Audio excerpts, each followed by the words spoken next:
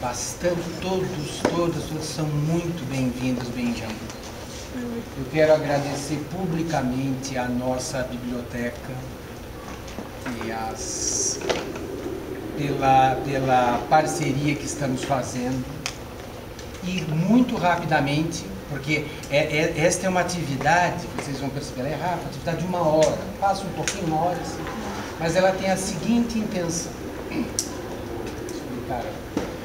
Veja, a Universidade Federal de São Paulo, ela se deparou com um desafio, um grande desafio, mas um desafio que nos alegrou imensamente, nos felicitou muito, que é o quê? Todos nós estamos vivendo, felizmente, nos últimos anos, os imensos benefícios dessa sociedade, com as suas muitas desigualdades, dela ter conseguido, em meio a tantas desigualdades, construir a sua lei de cotas, as suas leis e ações afirmativas, não é? Em diversos âmbitos. Ou seja, é motivo de muita comemoração, apesar das muitas dificuldades que sabemos que temos. E tudo bom? Agora, essas lutas não terminaram, não pararam, e ela acabou abrangendo recentemente as pessoas com deficiências, por mérito das próprias, que também lutaram, que também se articularam e foram buscar o seu espaço. Resultado, desde 2016, a instituição está dizendo assim, olha, teremos matrículas de pessoas que solicitaram vaga, também com esse aspecto da lei de cotas, etc. E assim foi, e assim os esforços estão sendo feitos para dar conta disso. São muitos, especialmente porque são esforços da ordem material. Ou seja, você precisa de equipamentos, precisa de recursos, precisa discutir com autoridades relacionadas ao mundo dos transportes, enfim. Entrada triunfal. Deu certo. Eu tentei passar discretamente. Agora, tem um dado, e é isso que justifica a nossa presença aqui hoje. Esses esforços materiais, evidentemente, são importantíssimos. Esses esforços materiais, por exemplo, ter um elevador adequado, são fundamentais, porque eles democratizam no sentido de romper barreiras mesmo. Olha, eu não consigo adentrar porque sequer passa a minha cadeira de rodas. Mas veja, nós estamos numa escola de filosofia, letras e ciências humanas. Nós entendemos que, embora esses esforços sejam, como eu acabei de falar, fundamentais, não dá para abrir mão de nada no âmbito da realidade material que circula o mundo das deficiências. Nós queremos afirmar que esse esforço fundamental não é o único esforço a ser levado adiante. E dependendo da circunstância, ele nem é o principal, embora seja fundamental. O que eu quero dizer com isso? É que é muito importante para uma escola de humanidades como essa interrogar o que é deficiência, o que é ser deficiente, tomando por ponto de partida que as definições relacionadas a isso não estão todas elas reduzidas às limitações orgânicas das pessoas. Trata-se de compreender que a condição de deficiente, as limitações, as deficiências e tal, elas são também construídas, assim como são construídas as relações sociais, assim como são construídas as desigualdades, elas não são naturais. Você encontra no dia a dia na sociedade alguém afirmando equivocadamente, falando assim, ó, você não tem porque você não merece. Como assim? Como assim? Onde será que a pessoa busca informações para dizer você não tem, você não faz parte, você não está... Como assim? Não é?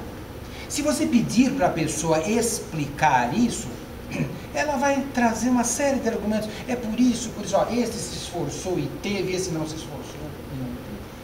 Mas se você vai nos detalhes dessa explicação, você vai perceber que ela é muito superficial. Muito superficial, ou seja, você vai perceber que esta pessoa ali que não conseguiu com base em situações históricas muito concretas. Ó, porque eu moro ali, porque aconteceu isso, porque eu não tenho aqui, por uma...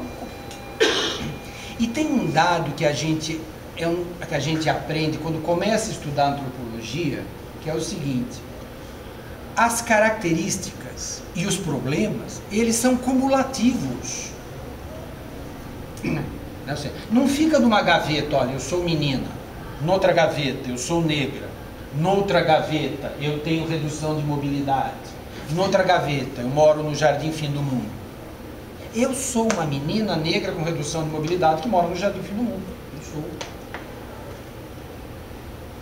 Portanto, se cada um desses detalhes não está numa gaveta separada, porque todos eles juntos acabam formando a minha identidade, juntos, não dá para eu separar a deficiência. Você fala assim, tudo que essa pessoa é decorre das suas limitações auditivas, visuais, de mobilidade. Então ela está no...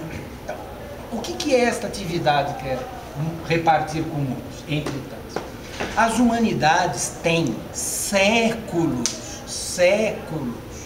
de acumulação escrita, em que as pessoas estão perguntando o que será que é o corpo, o que será que é a limitação, em que circunstâncias se forma uma deficiência. Nem todos têm ainda familiaridade com as rotinas acadêmicas. Falo ainda porque alguns já estão, né? O professor não sabe mais do que ninguém, o professor sabe antes. Ele chegou antes num livro, ele chegou antes numa informação. E com as rotinas acadêmicas também é assim. Alguns já estão ali, outros vão chegar daqui a pouco. Mas eu quero lhes contar assim, faz parte das minhas rotinas acadêmicas participar de bancas de mestrado, bancas de doutorado, bancas lá do fim do TCC e assim por diante. E, em certo sentido, felizmente, em certo sentido, infelizmente, a mais recente que eu participei forneceu um grande exemplo para o nosso trabalho aqui, que vai começar daqui a pouco. Então, estávamos tratando da escolarização de crianças surdas. Na tese, uma tese de doutorado, né? E eis que o colega abre um texto, não preciso dizer para vocês que tudo que eu estou falando, eu estou falando respeitosamente, né? Estamos debatendo academicamente, mas era digamos assim, um clássico da fonoaudiologia. O que quer dizer isso? Quer dizer que pessoas são formadas assim em certas circunstâncias. Isso tem imenso valor. Imenso, quando a gente usa o trabalho de... Mas também nós temos o direito de perguntar que tipo de formação você está tendo. Isso vale para nós, isso vale para todos. Então, por exemplo, neste clássico que foi citado e foi aplaudido, tinha lá o seguinte parágrafo, fala assim, se você ensina ao seu aluno, lá no ensino superior, todo o dinamismo anatômico e fisiológico do ouvido, ele está preparado para tratar da surdez em todo o mundo. Não tem nenhuma diferença entre a surdez e a pessoa surda. E a experiência, você compreender a anatomia, não faz diferença se eu estou em Uganda, nos Pimentas, em Nova York. Não. Percebe? É um risco enorme. É evidente que nós temos características anatômicas que estão presentes. Mas compreendi, entre aspas, vou falar uma coisa muito feia, compreendi o defeito, que não é defeito, pronto, entendi a dinâmica de funcionamento. Como assim? Como assim? E isso configurando aquilo que nós poderíamos chamar assim de formação de excelência. Não tem outros modos de pensar nossas experiências? Não? Tem.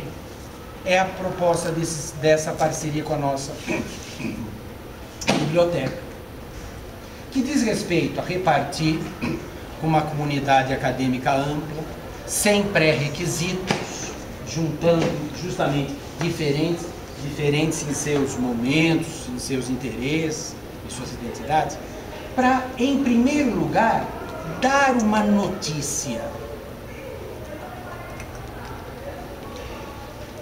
Qual notícia? Ora, você sabia que tal autor, em tal circunstância, interpretou essa questão assim? Sempre tem um que vai falar, eu sabia, mas tem aquele que vai falar, não sabia. Outra questão que é fundamental, e que muito já deve ter ouvido, porque isso é felizmente famosíssimo. O professor Paulo Freire falando que a leitura do mundo chega antes da leitura da palavra. Então, é fortemente elitista pensar que as informações só podem chegar ao acesso das pessoas quando todas tiverem o acesso do mesmo jeito. Então, por exemplo, isto aqui é um dos mais impressionantes livros escritos até hoje sobre deficiência. Se chama The Body Silent. Só que, não preciso nem falar, né? Ou seja, você só vai ler e entender isso aqui se você ler em inglês. Nós estamos com esforços acadêmicos grandes para traduzi-lo e generalizar. Já faz 3 anos, vai levar mais uns 3 ou 4. E daqui 3 ou 4 vai chegar, vai ter a forma de um livro, e vai ter gente que vai ler e vai aprender, e vai ter gente que não vai ler porque não consegue comprar o livro. E é assim por diante. Então a universidade pode falar assim, vocês sabiam que esse autor neste livro escreveu isso? Essa informação é tão preciosa quanto ler o livro. Mesmo porque você registra, em algum momento eu vou entrar em contato com isso. Talvez em inglês mesmo, mas talvez em português, mas em algum momento eu vou... Ah, e será que o acervo da universidade tem isso? Alguns dos quais vamos falar, eu, outros professores que viram, sim. Está na prateleira X, está lá. Alguns não. Nós também temos que ir atrás, nós também temos que comprá-los. Percebe? Então esta é uma oficina primeiro antropologicamente a gente chama isso de oficina de escuta ativa, ou seja, estamos aqui para escutar. As informações derivadas dessa escuta me dão registros, pistas, que eu espero, devo carregar comigo para sempre, porque sempre que eu for pensar em inclusão, pode ser que me faça diferença essa informação. E pode ser que lá na frente, trabalhando, estudando, pesquisando aqui, eu falo assim, não, de fato, aquilo eu vou ter que me haver com isso. Deixa eu ver se já traduziu, deixa eu ver se já estou caminhando na leitura. A partir dessa informação é fundamental. Tudo bem? Este é o espírito do trabalho que estamos fazendo juntos e a qualidade da nossa biblioteca e das pessoas que trabalham nessa biblioteca compreenderam essa parceria. Olha o espaço que proporcionaram para a gente, a divulgação que fizeram, maravilhoso, né? E quem está coordenando isso é um grupo que hoje recebeu a obrigação de mudar de nome, porque por enquanto ele se chama Grupo de Trabalho, Acessibilidade e Inclusão. Por que por enquanto? Porque a gente está tendo que resolver questões legais para fazer isso e tal. O campus tem que criar o seu núcleo de acessibilidade e inclusão, está resolvendo isso. Então, este nome, o GETAI que os convidou, o convite continua, mas vocês vão ver que no próximo o nome vai ser diferente. E o nome que virá permanecerá, porque ele vai ser institucionalizado. Tudo bem? É rapidinho, nós vamos ficar 1 hora juntos, vocês vão ficar sabendo de outros eventos que duram mais, etc. Mas todo mundo é muito bem-vindo, tá bem? E sem formalidades, pelo amor de Deus. Escritor cego. A cegueira foi considerada uma das fontes de inspiração de Borges. Como não enxergava, sua inspiração viria de sentidos pouco explorados pelas pessoas com visão. Veja, preste atenção. Essa possível explicação para a genialidade literária de Borges é a que mais agrada a nós, pessoas não deficientes. Ou seja, Borges seria um exemplo do deficiente que supera a lesão com esforço e se transforma no gênio literário. Da desvantagem, a cegueira passaria a ser entendida como estímulo à literatura. Mas não era assim que Borges descrevia a sua deficiência. Para ele, a cegueira deveria ser vista como um modo de vida, como um dos estilos que a vida proporcionou a ele e aos homens. Afirmar a cegueira como um modo de vida seria reconhecer o seu caráter presente na vida humana. Seria reconhecer que ser cego é uma das muitas formas de estar no mundo. A deficiência visual não deveria significar isolamento ou sofrimento. Certo? O que eu tenho que controlar o tempo, né? O que este escritor genial disse? Falou assim: eu perdi a luz dos olhos, mas eu não parei de enxergar, porque eu contratei Albert Mangel, que é um outro escritor famoso. Ele passou o resto da vida lendo para mim 8 horas por dia. Eu contratei a fulana, que ficou o resto da vida 8 horas por dia. Eu continuei lendo e escrevendo sem interrupção. O duro foi que eu não parei de tropeçar, etc. Eu seria cego se eu não tivesse esses olhos e essas mãos. A maior parte da sua obra foi escrita nessas circunstâncias. A maior parte da sua obra foi escrita. E mesmo ele sendo a pessoa que era complicada, ele dizia: olha, não sei se a cegueira me descreve, não. Eu estou lendo e eu estou escrevendo. E a fala da autora, então, isso está num livro, olha, o que é deficiência? Todos depois ficam, o que é deficiência da Débora? Pequenininho, uma maravilha. E a autora fala: não vá procurar compreender a deficiência nos limites orgânicos. Nos limites orgânicos. Esses dias, tem quem que está aqui, que está fazendo, a minha aluna neste momento, quem está fazendo aula aqui comigo? A Eli também está. Elas vão, um exemplo que eu usei esses dias, vou falar novamente. Beijo. Quem que é aqui que é professor, ou está fazendo docência de alguma maneira? Já tem, então. Vocês, mas quem já está fazendo alguma coisa de estágio e tal, mais alguém? Bom, mas enfim, perguntei por quê. É muito comum quando a gente está lá com a criançada, né, fazendo as atividades, você fala assim: eu vou adotar uma postura inclusiva. Postura inclusiva. Então vem cá, pessoal. Hoje vocês, eu quero que eles se sensibilizem. Eles vão vendar os olhos, lembra de falando isso na sala? Para ver como que é a vida do cego. Para ver como é que você anda com essa perda. E tive uma postura inclusiva, porque eu sou uma pessoa inclusiva. Eu não imagino que nenhum de nós chegasse para um garoto ou para uma garota e falasse assim: ó, vem cá vocês dois aqui, ó. Vão lá no bandejão, vocês vão ficar meia hora se beijando apaixonadamente. E depois vocês vêm e contam como foi ter uma experiência homoafetiva. Vem cá você assim, ó. Você vai se pintar para mostrar como é ter uma experiência do que é ser negro. Você não faz, seria uma caricatura. Como assim se pintar? Como assim? Mas a gente fala assim, ó, você vai ser cego por meia hora, para ver como é ser cego. Percebe que quando a gente vai falar em inclusão, a gente fala das nossas lutas, da luta do negro, da luta das homoafetividades, das lutas em geral, a gente fala: não, é assim que se trata. Se eu vou falar da situação da pessoa com deficiência, eu digo: você tem que aprender. Você quer perceber como é ser menos? Você quer perceber o que é faltar alguma coisa?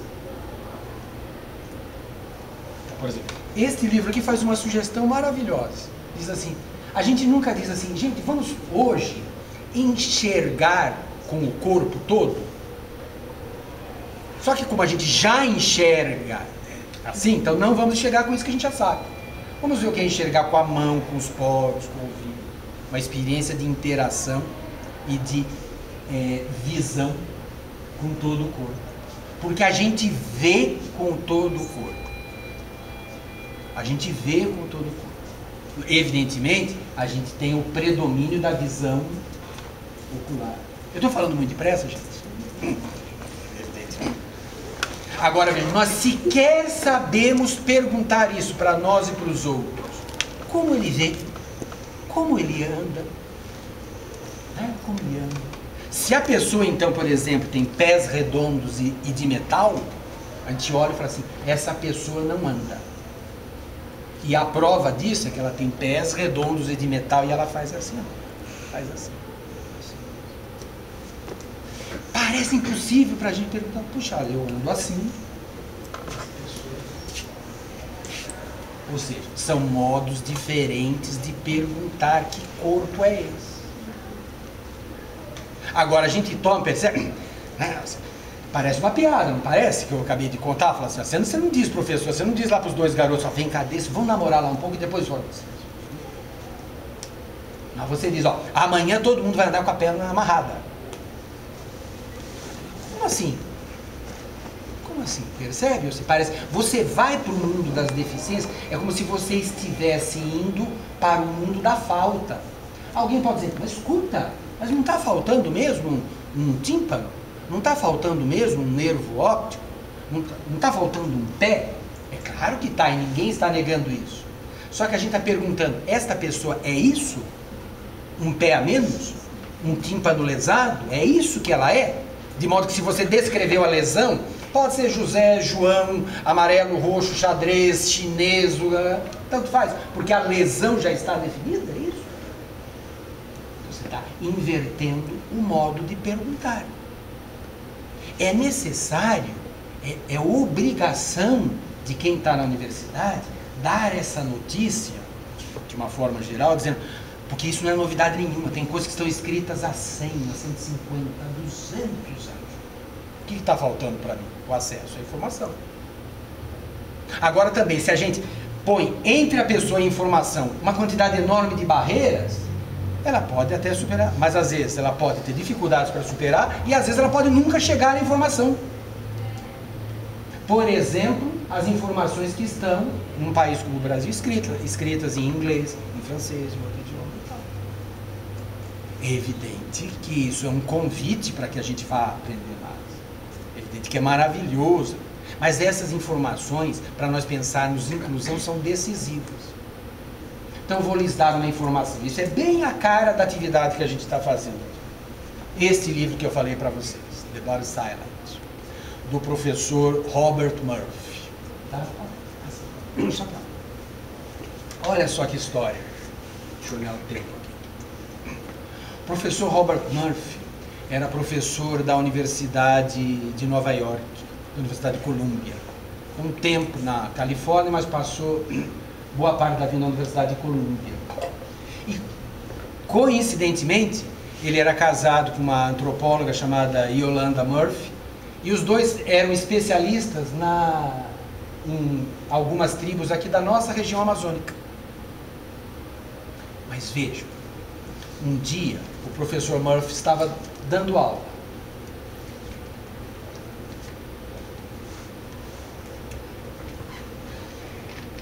A gente sabe, às vezes a gente está trabalhando e sente uma dorzinha, você não vai embora.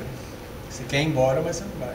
Às vezes está assistindo uma aula, você está indisposto. Às vezes você está muito preocupado. Né? A vida real é assim, não é? Ele estava trabalhando e as suas costas estavam doendo. Acabou a aula, só que ele estava na Universidade de Columbia, né? Acabou, ele foi para um serviço de atendimento. E lá encontrou um outro colega dele, etc. E tal. Foi atendido. Bom, foi para casa. 10 da noite recebe um telefonema, porque o médico que o atendeu era amigo da família. Né? O Robert falou assim, volta aqui. Não sei por que, volta aqui. Para resolver. Ele havia desenvolvido um tumor Isso faz parte da vida. Aliás, quem lida com educação inclusiva, o tempo todo é convidado a falar do corpo quando ele se fragiliza, quando ele perde alguma coisa, quando ele adoece, cura, quando ele adoece não vai curar mais. Né? Faz parte da vida isso. Mas ele desenvolveu um tumor. Só que ele desenvolveu um tumor raríssimo, que cresce dentro, na estrutura interna da espinha. O que o amigo dele falou assim: se eu curar o tumor, eu te mato. Não tem como. O que vai acontecer? Vai acontecer, se você não morrer antes, por outro motivo qualquer, você vai viver mais uns 9, 10 anos. Mas, no dia que você parar, você não vai estar mexendo nada, nem nada. Ou seja, você já está, que você não está notando, você está vivendo um processo de paralisação do corpo, mas que se você não, você vai terminar. Para. E foi o que aconteceu. Ele viveu 1 década, essa experiência, e onde é que está o livro? E passou, não estou falando você apressado, e escreveu isso que é, até o presente momento não existe uma obra tão impressionante de antropologia da deficiência como essa. Mas o que ele começou a narrar, né? Ele foi narrar e falou assim: então, primeiro, mudei de estatura, não conseguia mais ficar em pé, passei a ver o mundo do... para depois mudar de estatura, viver deitado e assim por diante. Ele foi escrevendo, falou assim: eu fui mudando, eu fui me tornando obrigatoriamente outra pessoa. E rapidamente ele começou a escrever o seguinte, ele falou assim, tem um momento que ele escreve, ele diz assim: eu fiquei, a Yolanda, a esposa dele, me deixou numa sala e saiu. Mas ela falou assim: se ela não voltasse, eu nunca mais saía de lá. Nunca mais saía. Ele percebeu e falou assim: como é que eu faço? Porque ela desceu, fez e tal, tem os degraus, aquilo que você está falando isso, a materialidade da vida. Foi ficando afásico, sabem o que é isso? Afásico. Já ouviram essa expressão? O que é daí? Não consegue falar. Você vai perdendo. Foi ficando afásico. Ele falou: fui vivendo várias pessoas, fui mudando de ângulo, de perspectiva, passei a ter a estatura das crianças, depois passei a ver o mundo de lado. Passei a mudar o modo de prender, segurar. E eu não tinha isso para mim. Só que no meio do livro, ele começa a escrever o seguinte: veja, ainda não encontrei as causas orgânicas da minha deficiência. Todas as limitações que eu estou experimentando estão na forma das coisas, até agora, no tempo, no acesso que se tem, no jeito de fazer. Ele ainda não estava naquele ponto em que ele não se mexia mais e ia morrer. Isso levou 10 anos. O que aconteceu? O seu braço foi ficando lento, o seu corpo. E ele começa a escrever assim: onde está? Base. Desculpa, eu tenho que contar o fim da novela, né? Quando vocês forem ler, daí vocês falam: por que esse cara contou? Me tirou a... Mas ele termina o livro assim: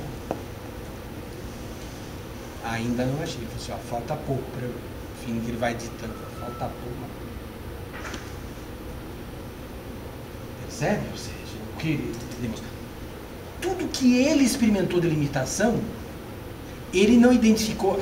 Lógico que ele sabe que, em primeiro lugar, no que estava acontecendo na sua experiência. E passou a experimentar o mundo, Falou assim: mas espera, concretamente eu não estou conseguindo fazer isso porque isso está desta forma. Tá certo que algumas coisas desta forma não tinha como. Você não manda demolir algo, para você mudar a velocidade de um trabalho escolar, às vezes a lei não deixa. Para você mudar uma... né? Não é assim: então mude assim que daí eu consigo. Mas ele dizia assim, porque ele falou assim: nossa, eu estou claramente percebendo que isso que está acontecendo não está dentro de mim, não está só dentro de mim. A gente tem mais facilidade de pensar isso, olha, a construção social das deficiências, quando a gente olha para as situações em que, ou seja, a pessoa ao nosso lado vai conosco, volta conosco, nossa, ela vai conosco, volta conosco, não está ouvindo bem ou não está... Aquela pessoa que está perdendo completamente a mobilidade do nosso corpo, a gente enxerga muito como não pessoa mesmo. Porque lá chega um momento, ela é carregada, ela é levada, ela é buscada, ela é levada. Poucas pessoas na história da humanidade viveram a experiência da redução de mobilidade como o Robert Murphy. Ele fala, você vai viver 10, você vai morrer. Você não percebe ainda, mas a cada segundo você está perdendo a sua mobilidade. Né? E quando a língua vai perdendo a mobilidade? A descrição que ele faz, da forma dos instrumentos, das coisas que são tomados como naturais porque são para as pessoas normais. Pegue os livros que a gente tem nessa biblioteca. Eu garanto para vocês, gente, que uma porcentagem enorme deles nos ensina a pensar que as ideias que nós temos de normal e de normalidade não são naturais, não foram feitas pela natureza. Para que simplesmente, isso é normal e este aqui é anormal porque algo está faltando, porque algo está torto e assim por diante. E ele passa a perguntar do mundo em que está restrito, ele vai pensando assim, por que nessa velocidade? Por que isso antes, isso depois? E daí não para mais de perguntar. Chega um momento que ele analisa a temperatura da sala. Fala assim, tudo, até não leva em consideração se a pessoa estiver fora deste parâmetro. Tudo bem? Olha, isso que aconteceu com o Robert Murphy impressionou muita gente no mundo inteiro. Muita gente. E, deixa eu só olhar para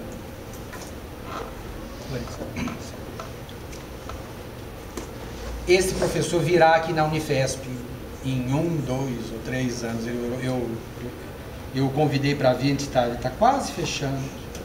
Eu passei para cá, agora vou passar para cá. O professor Stuart Bloom, da Universidade de Amsterdã. O Stuart, eu sempre dou risada porque na minha casa tem uma gata que chama Stuart. E ela é um gato trans. Por que ela é um gato trans? Porque quando ela chegou em casa, Stuart, a minha filha Júlia, falou assim, pai, é um gato. Eu sei que vocês vão dizer muito fácil, mas é um gato, não era um gato. Como ele foi um gato na primeira semana de vida, segundo a Júlia, ganhou o nome de Stuart. Passou uns 5, 6 dias e ele falou assim, Júlia, não é um gato. Mas daí ficou o Stuart, o nosso gato trans. E toda vez que eu falo do isso, eu já contei a história para ele. Mas vejam, o Stuart Bloom tem 2 filhos, que hoje em dia são adultos. Os 2 surdos profundos, que tem uma diferença entre a surdez e as deficiências auditivas, não é? O Stuart está com...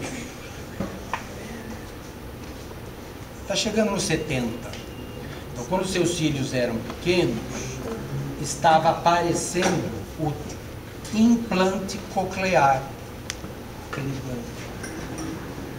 E ele viveu todo mundo falou assim, escuta, você não vai implantar, é a chance de curar a surdez. Esse livro se chama The Artificial Ear, né? O ouvido artificial. E ele ficou indo, será? Se eu não fizer, eu vou perder a oportunidade dele. Mas e se eu fizer, o que significa? E daí, grande estudioso que é, ele passou a conversar com outras pessoas e falou assim, olha, mas lá na Suécia tem uma pessoa que está tratando da mesma coisa, mas tem e escreveu esse livro maravilhoso, que é um livro que começou com a intenção de escrever, de descrever o que é um aparelho, os seus efeitos, os seus resultados, etc. e tal. E acabou sendo um tratado sobre a dúvida. ele é, ao mesmo tempo, um grande antropólogo da deficiência e alguém que convive com duas crianças, que hoje em dia são adultos. Ele maneja, é impressionante o manejo que ele tem da... Como é que chama isso aqui? Ele é holandês, gente fala a língua holandesa de sinais. Mas é o equivalente à nossa língua, né? Impressionante o manejo. Impressionante, uma coisa. Mas vejam, acabou sendo um livro sobre a dúvida. Porque ele não acabou construindo uma obra interessada em criticar o implante, nem defender. Ele está dizendo isso é um impasse sem fim. Você vai encontrar boas razões para que sim e boas razões para que não. Né? É um impasse sem fim. Mas a maior lição que ele tira do estudo impressionante que faz é o seguinte. Ele falou assim, ouso dizer, por tudo que analisei, ele analisou a Holanda, a Inglaterra, a Suécia, a Noruega, a Alemanha e a França. Por tudo que eu vi, e os meus filhos aqui em casa, que o maior problema que essas crianças enfrentaram, os que fizeram o implante passaram a viver essa realidade, os que não fizeram, além dos problemas econômicos, porque são coisas caras e tudo mais, mas o maior problema era a confusão entre deficiência e doença. Então foram crianças que, quando puderam falar, que estavam com aquilo, falar do modo que... despejaram para fora anos de angústia, de pessoas que se dirigiam e falavam assim, você vai ser curado. Tenha paciência, tenha fé, tenha persistência, tenha isso, você vai se curar. E as pessoas dizem assim, eu não estou doente, eu sou assim. Alguns, evidentemente, chegaram a essa condição porque tiveram um adoecimento. Mas, eu sou assim. Então, eram pessoas que se referiam a si da seguinte maneira: essa é minha identidade.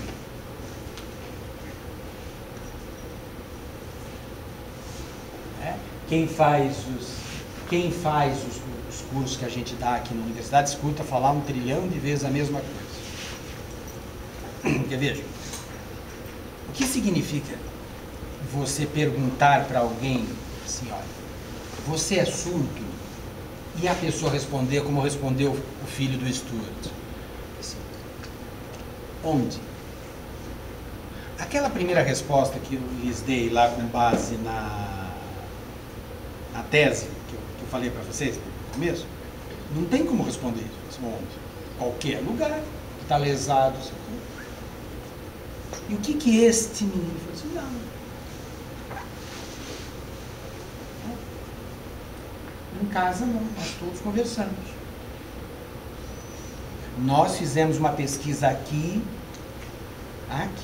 só que com o pessoal lá do Acre, com crianças surdas, mas filhos de pais surdos, e todo mundo com grande proficiência na língua de sinais. Os pais, as crianças. Também contei isso para os meus alunos. Eles perguntavam assim, você é surdo? Eu falei assim, onde? Em casa eu não sou. Na escola, com certeza. Não porque a escola lhes queira fazer mal, pelo contrário. Mas a escola é um ambiente ouvintista. Isso é um conceito que nasce dentro desse debate. Ó. Agora passa esse. A cultura surda. Um ambiente ouvintista. O que é um ambiente ouvintista? Um ambiente que toma por natural de que o normal é uma modalidade de comunicação, e se algo saiu disso, é porque uma anormalidade aconteceu. Lembra do Borges e a seguir? Foi interrompida uma normalidade. Portanto, compreender o que está acontecendo lá não é compreender a pessoa, é compreender a patologia, compreender o que está acontecendo. Isso é um ambiente ouvinte. Agora, quando alguém quebra isso, como essas crianças lá, seja do nosso Acre aqui, ou seja lá de Amsterdã, lá e a pessoa pergunta, onde? É uma resposta que desmonta muito do nosso modo de pensar.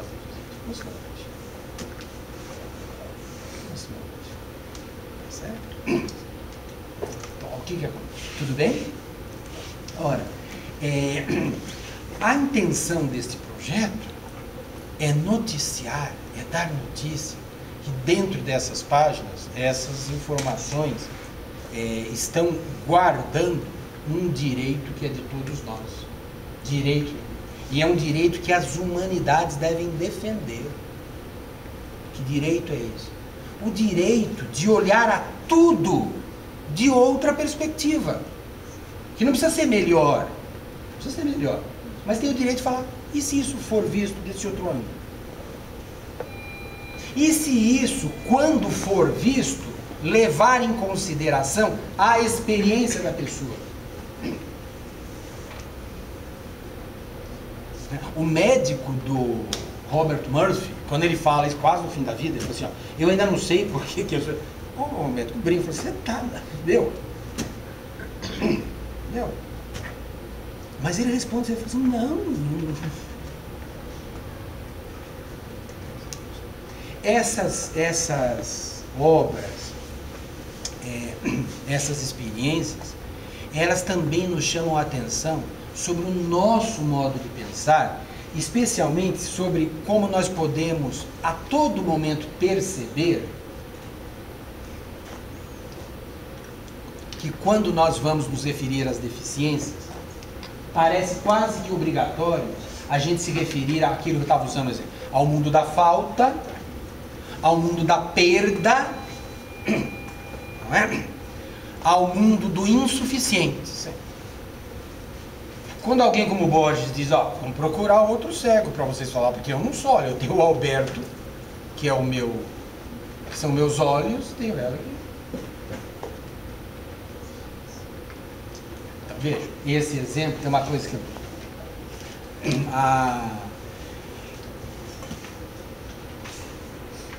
eu fui fazer um trabalho com pequenininhos da educação infantil e rendeu tanto que deu para trazer um monte de exemplos para as aulas aqui na universidade. Vou repartir com vocês. Então, assim, vejam, por exemplo, se alguém, não existe isso, alguém completamente externo a qualquer realidade, mas vamos imaginar alguém de fora.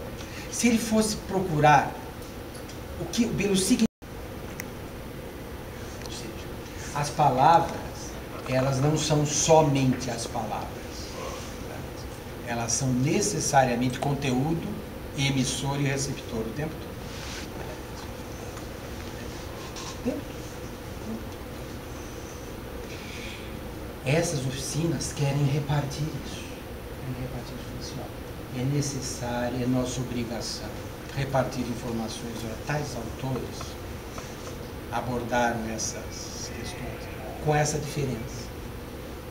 Mais ainda, abordar essas questões com a categoria diferença. Não pensando em termos de anormalidade, não pensando em termos de perdas, mas tentando compreender que diferença é essa.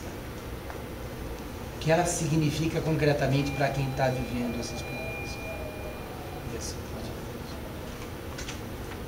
Tudo bem? Os últimos 15 minutos são reservados para vocês perguntarem. Então, para mim é fácil ficar falando, né?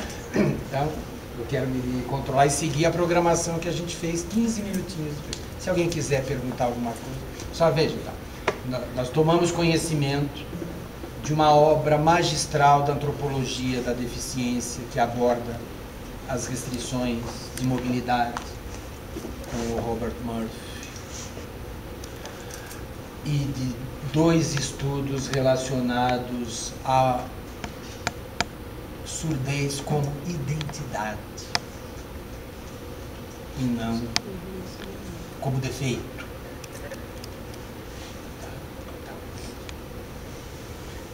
Tem que estar na nossa prateleira. Alguns estão, outros estarão. Porque o projeto vai colaborar com a instituição. Porque a gente sempre vai atrás e compra de livro da cadeia. Não é? Estou olhando para a Patrícia, para o William, não faz isso. Tem vezes que tem recurso, tem que fazer isso, tem que fazer aquilo, mas sempre. Às vezes consegue comprar um, às vezes consegue comprar 100, mas sempre está comprando. Então nós vamos ter uma biblioteca inclusiva. Quando uma biblioteca inclusiva, ela não fica pronta quando todos os títulos estiverem prontos. Ela fica pronta cada vez que uma pessoa sabe que existe um modo diferente de pensar a inclusão. Por isso que precisa ter um livro a mais, já faz diferença. Mas se eu não ler esse livro, preciso saber dele, já também faz muita diferença. Levar em consideração que, olha, isso que estamos fazendo, como se só pudesse ser feito assim, há quem o faça diferentemente, só porque pensa diferente de mim. Quem for na construção da deficiência, é porque é mais radical ainda. A gente pensa, o nosso próprio corpo é construído. Como assim? Porque a gente não está pensando só num feixe de músculos, células e tal. Esse corpo ganha nome. Ele fica ágil, não ágil, lento, rápido, tudo isso é ele no mundo, ele com o mundo e assim por diante. Tem a construção da deficiência assim. Porque é o contrário da questão. Onde é que está a deficiência? Está aqui, ó. Defina a lesão X. Definiu, pronto. Esteja onde estiver, seja quem for. Como assim? Por isso que esse exemplo do escritor é interessante, pessoal. Ele mesmo, né? Era uma pessoa difícil, insisto nisso, mas ele falou assim, não vem com essa história, que eu consigo, senhor. Arrumei olhos, arrumei... Ele achou a estratégia. Mas veja, fundamentalmente, a pergunta fala assim, nós experimentamos o mundo com o corpo que nós temos. Não temos outro. Significa que nessa experimentação, o tempo todo, a gente vê não só com os olhos, escuta não só com os ouvidos, fala não só com palavras, mas a organização do mundo gera o predomínio. Por exemplo, a escola ela é super ouvintista. O que está acontecendo aqui? Ó? Eu emito uma mensagem, supondo que vocês escutam, entendem, não entendem, pronto. Tudo bem? Fala, professor. Eu estou pensando aqui, não sei, não é nem exatamente uma pergunta. Mas... é troca também, só você pergunta. Não, é que na verdade não é uma pergunta, mas eu gostaria do seu comentário. Porque assim, em algum momento você falou que a gente tem que prover o acesso à informação, que é fato. Né? E de fato, às vezes, cada vez mais eu me convenço, a gente está num momento que o óbvio tem que ser dito mesmo, e às vezes uma coisa que é muito óbvia pra gente, para outras pessoas não é tão óbvia. E agora eu vou falar do meu lugar de professora. Então, tudo que eu estudo, toda a prática que eu tenho, tudo que eu vivo, eu sempre olho lá para a escola e para a minha prática e penso em como que eu posso levar isso para lá. Né? Tudo que eu aprendo, eu penso como eu posso levar isso para lá. Mas tem uma questão que eu acho que hoje também está muito latente, que é a questão dos posicionamentos muito endurecidos. Você tem a informação está à sua vista, a pessoa te deu a informação com dados, com ciência, com livros, com pesquisa, e a pessoa fala assim, não, mas eu acho outra coisa. Como se o achismo tivesse sido de qualquer coisa. E aí eu sempre penso, como superar isso, né? Não se trata de estar certo ou de estar errado, mas de estar aberto a rever o que você acha. E eu sei que você faz um trabalho de ir em escolas, de conversar, você faz esse esforço de tentar, da sua prática, trazer isso para a realidade da escola, fazer essa contribuição.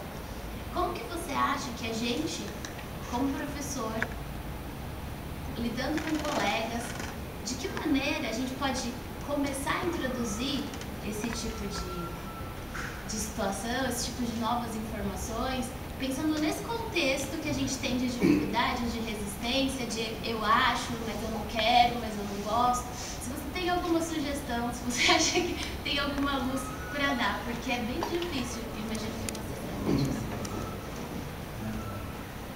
Muito difícil. E ficaria pior se ele dissesse, não, é fácil. Né? Mas veja, quando a sociologia se constituiu, e sociologia tal como nós a chamamos, um dos principais responsáveis por isso, ele disse o seguinte: olha, aquilo que a gente pensa de um problema faz parte dele. O fato de eu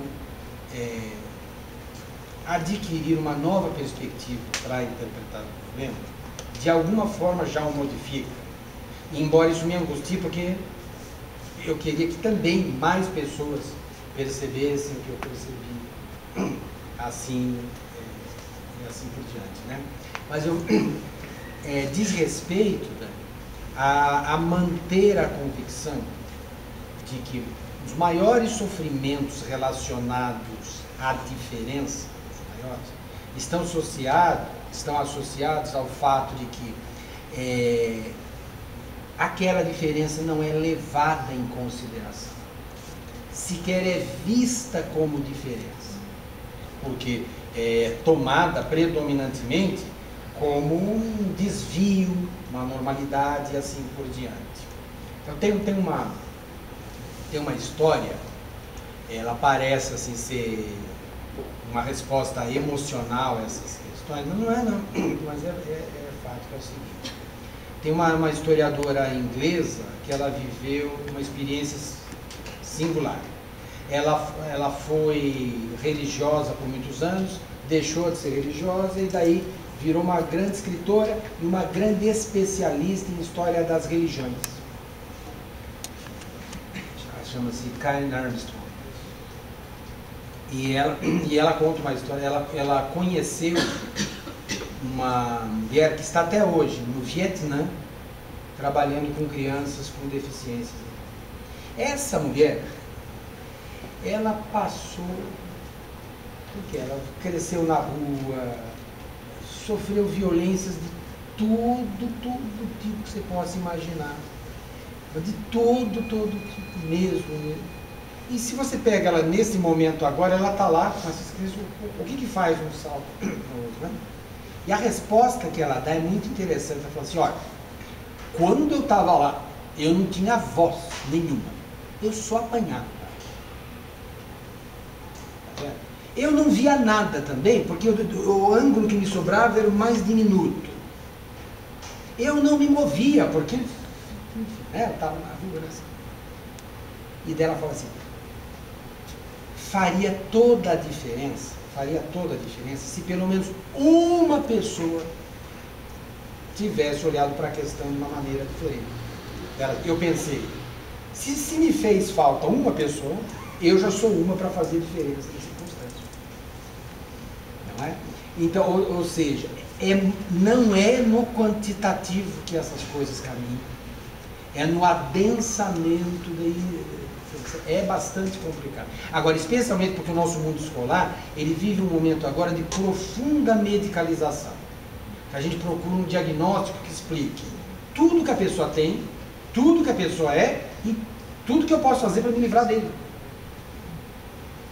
Isso não é exatamente culpa de uma pessoa, de uma postura, tal,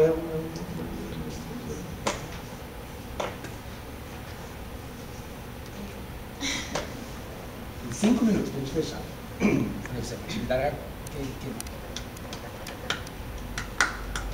Vou fazer um comentário na linha do que a Dani foi trazendo, né? Essa angústia mesmo, essa reflexão, nós que estamos aqui, né, participando desse momento, discutindo isso, já faz parte da nossa realidade de discussões, né, no dia a dia, no cotidiano, mas de fato essa luta constante para reverter essa imagem que as pessoas têm de não entender que é uma outra maneira de estar no mundo e de acordo com as condições que o mundo está impondo, né, não necessariamente nele, né.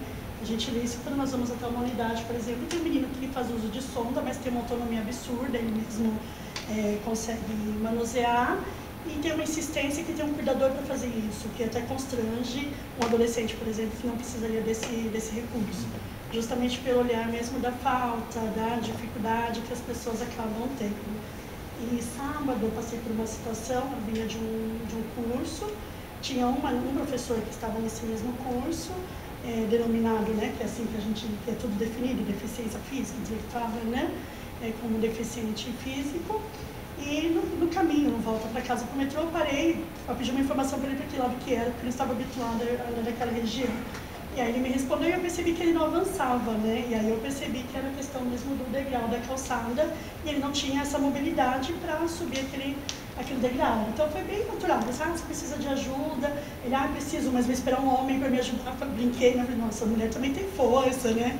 Na hora. E aí ele deu risada e falou assim, que as pessoas não se sentem à vontade para tocar com o corpo no outro. Eu preciso desse contato de corpo para me apoiar.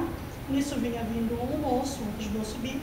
E aí nós viemos conversando, falando de educação, de escola, né? E aí, num dado momento, ele perguntou onde eu trabalhava e eu comentei que era no Cefai. Eu falei assim, sou professora, no momento estou no Cefai.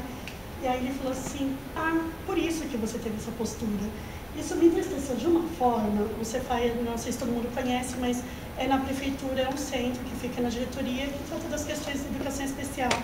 Que deu uma sensação mesmo desse mundo que não enxerga essa outra forma de estar no mundo, que é uma pessoa ali, né, sem nenhuma dificuldade, que tinha sua vida, que estudava, que trabalha, que é professor, que tem sua esposa, né, está ali no mundo e ter esse olhar, sua postura foi essa só porque você está nesse... A palavra olhar, ela é mais importante do que a gente pensa, porque tem essas questões. Agora veja, por exemplo, tem uma série de estudos que vão aparecer nessa caminhada que analisa o seguinte, o quanto o mundo das deficiências também é construído com palavras da estética, do modo de olhar, do que esperar, e com as configurações, por exemplo, de belo, não belo, saudável, não saudável, né? Você percebe?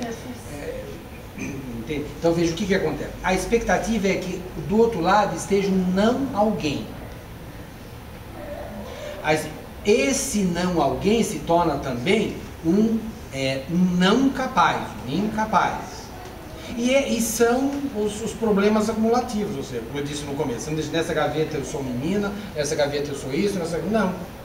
Então eu sou alguém que está, isso é o que eu vou falar agora, é um conceito, vem lá da França, eu estou dentro das horrorosidades.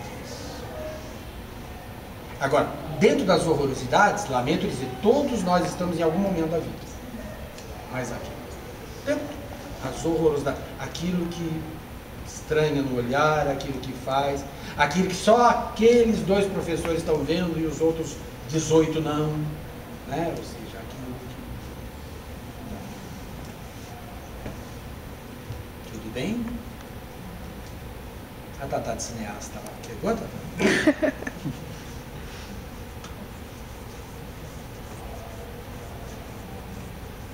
Tá. Vamos fechar. Essa proposta agora é entre aulas, essas coisas. É um ciclo que algumas vezes eu virei novamente falar, outras. A próxima vem a professora Sueli Fidalgo, mas eu vou estar agora do lado. Ela vai falar desses temas junto com autores russos. E vocês estão vendo, não são conferências, não são...